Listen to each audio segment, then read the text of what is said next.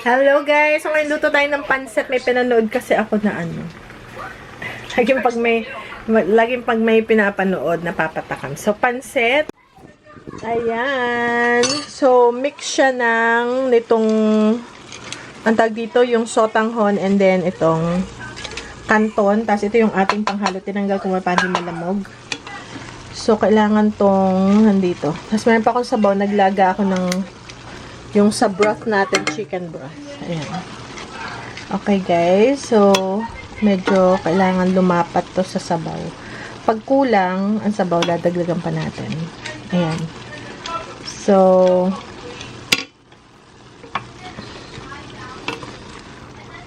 ayan, guys. Ayan, parang okay naman yung sabaw. Yan na lang kasi yung pansit na natira natin. Tapos saka natin ilalagay itong ating mga gulay after. May manok, chicken, ano to, pansit. Ayan. So, para hindi siya madurog, atin muna siyang takpan. Teka lang. Ayan, para maano rin yung sotanghon.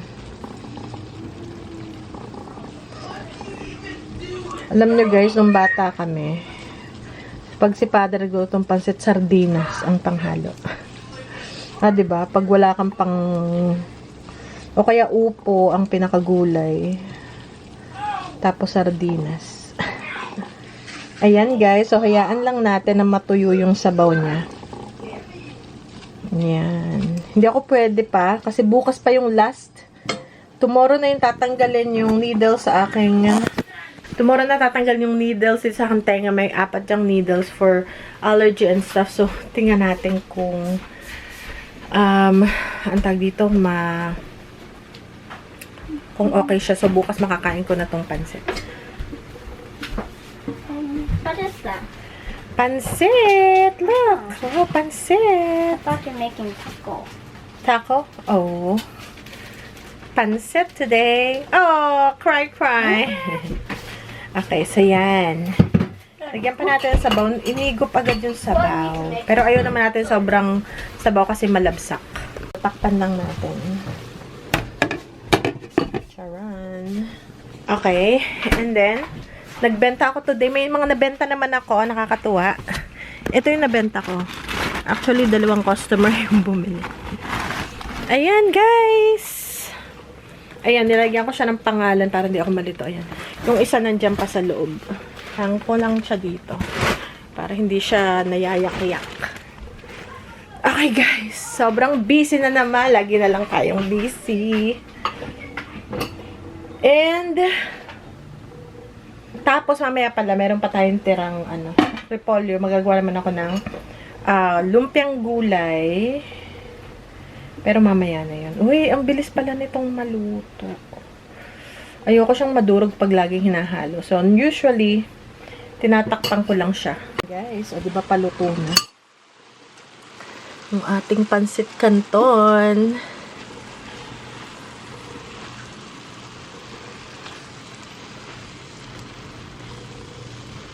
Magkahalong rice noodle at saka yung So, tomorrow ko siya titikman kasi tatanggalin na yung needle.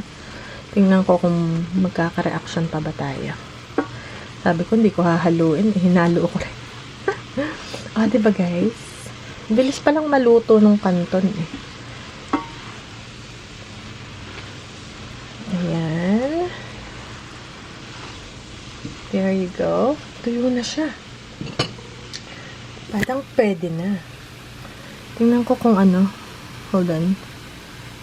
Ay, parang al dente. Oh. Parang al dente na siya. So, siguro, pwede natin ilagay yung noodles natin. Ay, yung gulay. And yung gulay, meron pa siyang sabaw. Ayan may sabaw pa siya. So, malasa pa. There you go. And then, halo-halo. And that's it. Tapos na. Nilaga ko muna yung manok. Dinoil ko muna sa salt, pepper, and onion powder. And may pansit na tayo, guys.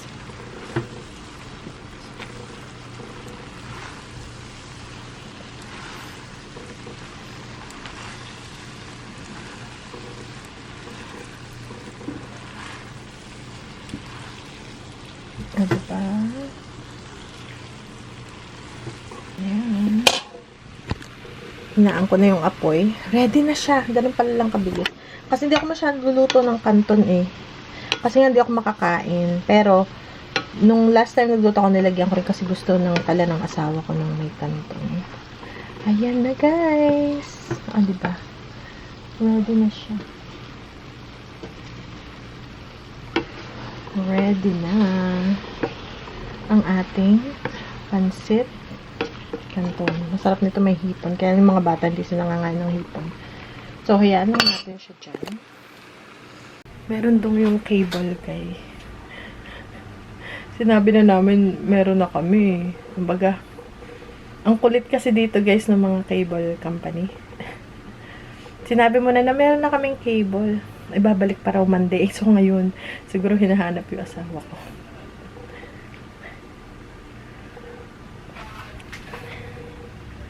Sinabi ng asawa ko, hindi kami.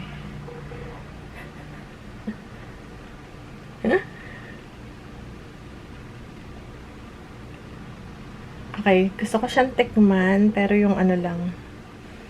Kasi hindi ako pwede. Nako. Hindi ko maintindihan kung luto ba or parang hindi pa siya ganun kaluto. Ayan. Okay, nakakuha ako ng pansit lang. Yung rice noodles lang. Ito. Sarap. Al dente. Ready na pala siya. Okay guys, so tapos na ang ating pansit. Meron na tayong lunch. Ang sunod naman is egg rolls. Kasi pareho din naman yan eh. Carrots, celery, may chicken pa akong tira. Tsaka, irarap mo lang. Ito yung prito. Yun guys. Pero baka bukas na yun. Pero pre-prepare ko na siya ngayon. Okay guys, bye. See you later. Malakas ang ulan. Parang may bagyo kami or something. So, nag-uulan, which is good dahil kailangan na ng ulan ng garden. Alright, and then papakainin ko lang sila guys. See you later. So, ito na guys yung pansit. Kumakain na yung asawa ko. And then, nagluto rin ako, diba? Ito yung palaman sa egg roll. So, ayan. Nag-ano na tayo. Nagbalot.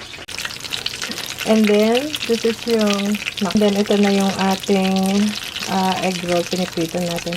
Tapos, yung sabaw ng egg roll, anong gulay natin, gagawa ko ng kanyang sweet and sour sauce. And then, ito yung ating egg roll na naprito na. Kumakain na yung asawa ko. Kaya ilang oras na. Ayan sila. Ayan. Sila na yung, natutong, yan? Hindi namin sila tinuruan. Natuto na lang siya ako. Basta nga, gano'n naman eh, pag may pool, talagang yung matututo kang lumangoy ng mga bata.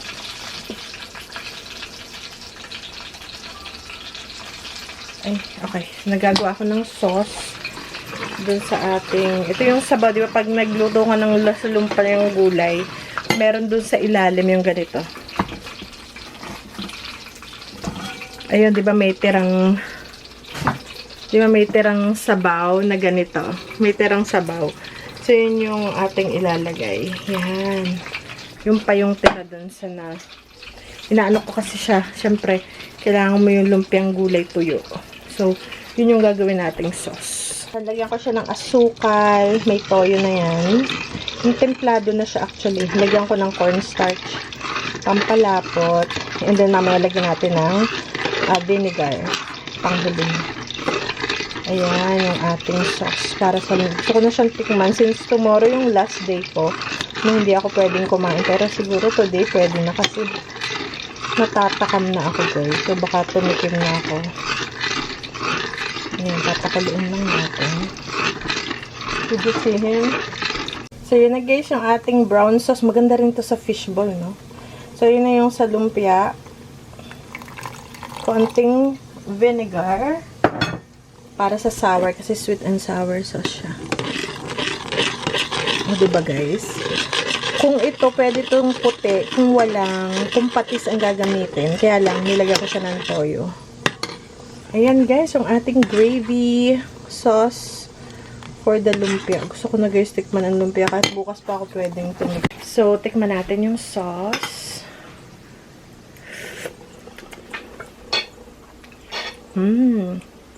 Tata, pinakulo ko muna ba ako hinalo.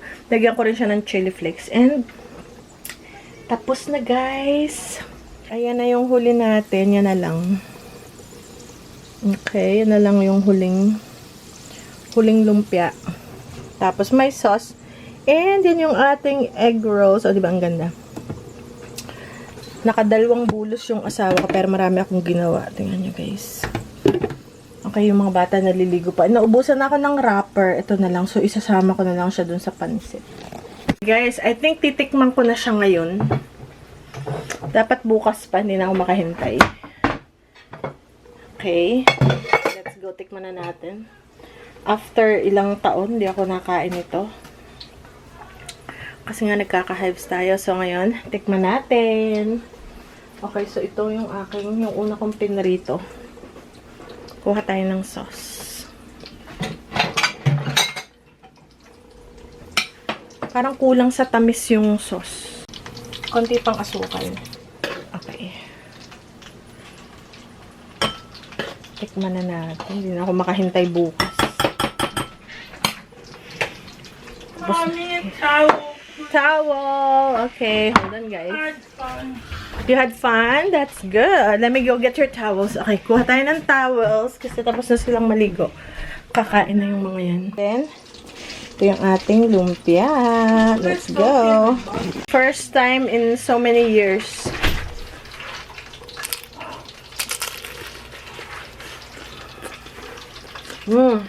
Sarap.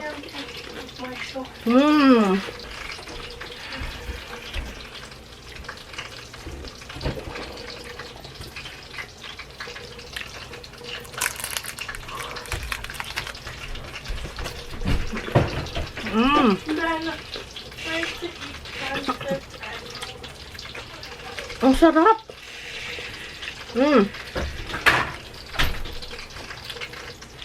Sarap ng pagkakatira ko.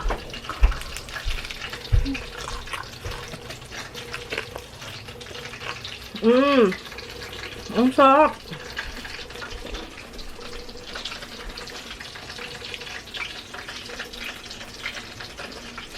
Mamaya.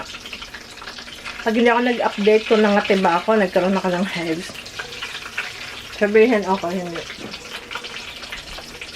Ang sarap ng sauce. Lagyan ko pa ng sauce. Wow! Excited ako. Okay. Ang init. Okay.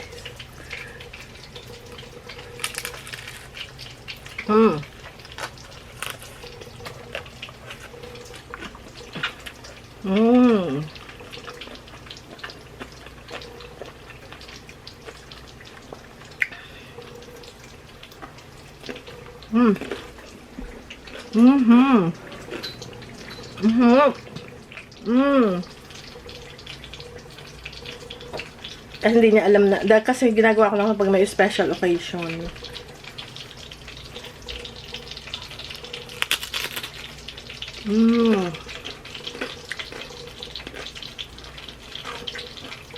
So hot. Sarap. And the gravy, yung sauce. Homemade sauce.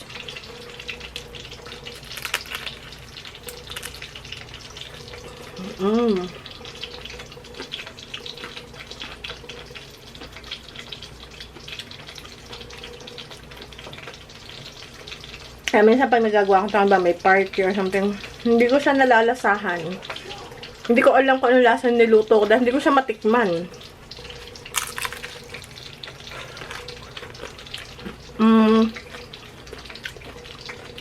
Minsan ang ginagawa ko na lang is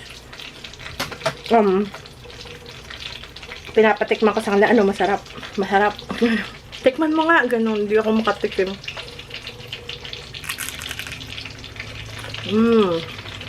Chew down. Sarap. Yari ako mamaya.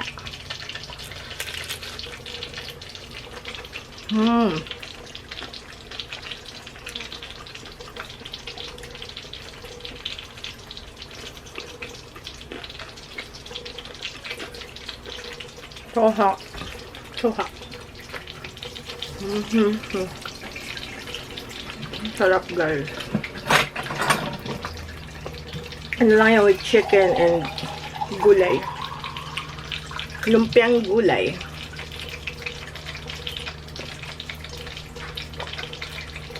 Tubig sa garaman. Ang sarap. Gusto ko pa.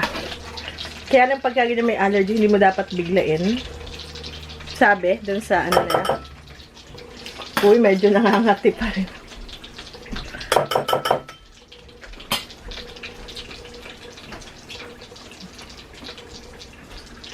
Okay, one more. One more, last na. Nakatatlo. Wow. With yung sauce natin. Okay, sobrang init.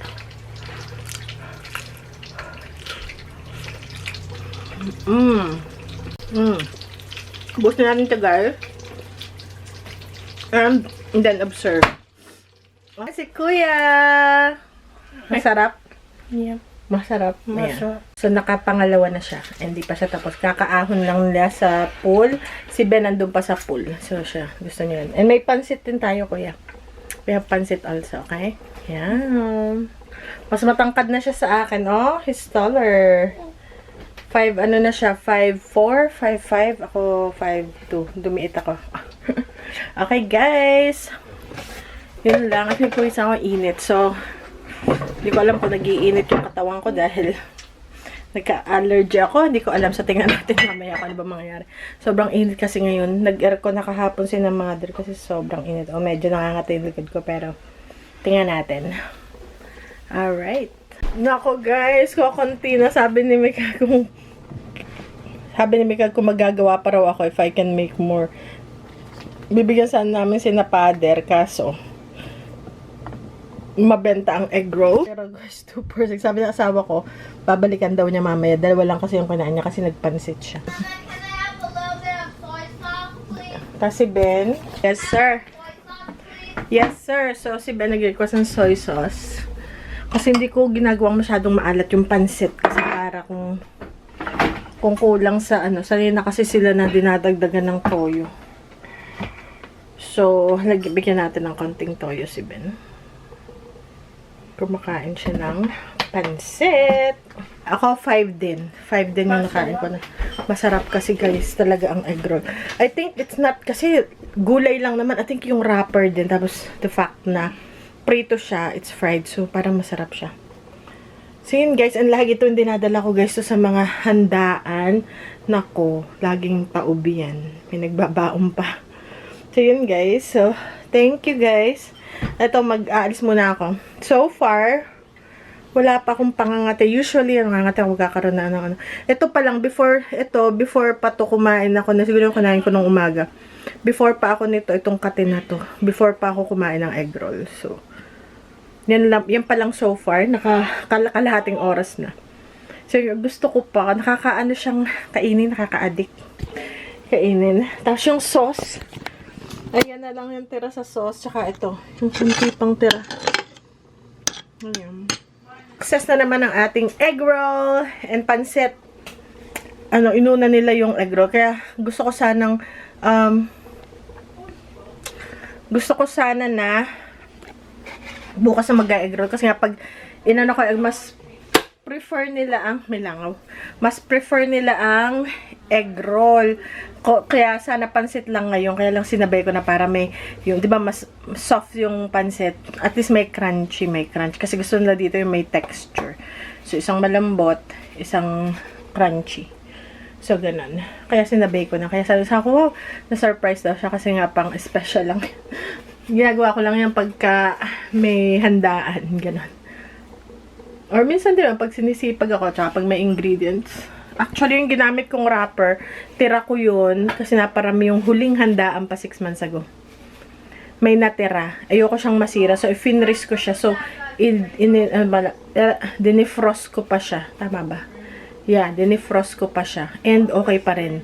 Maganda pa rin yung wrapper kahit na siya ay, yung egg roll wrapper yon, frozen siya. Tapos, inano ko, pinalambot ko. So, okay pala yung ganun. Para masave. Kasi minsan, pag sobra, diba, bumili ka sobra, nasisira lang sa fridge. Madali siyang masira. Alright, guys. See you later. Tagat may langaw. Okay, guys. Okay, guys.